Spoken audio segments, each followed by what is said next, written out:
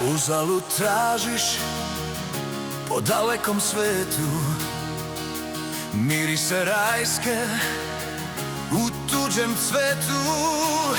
Sve što ti treba u tebi već spava, tamo gde ćuti ona mudrost prava. Ti budi pisac sopstvenog lika, izbriši senke starih slika, otvori oči da progledaš jasno za novi početak. Nikad nije kasno.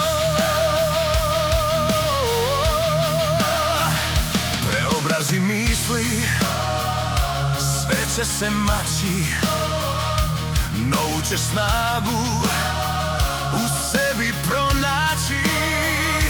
Promena kreće iz jednog trena, kad je tvoja duša sasvim probuđena. Ti budi pisac sopstvenog lika, izbriši senke starih slika, otvori oči da progledaš jasno za novi početak. Nikad nije kasno.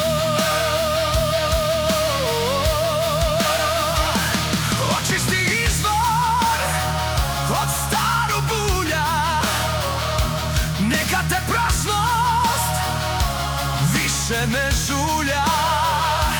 Pasna je štena što dala se seče, iz kome saga nepresušna teče.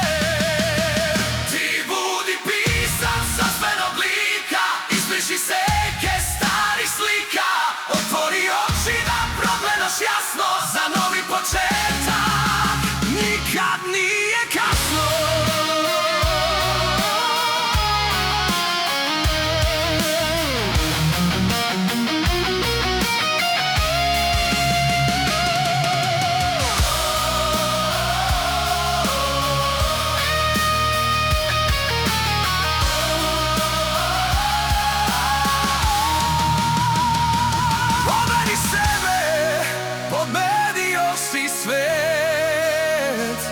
Tada si spreman za najviši let.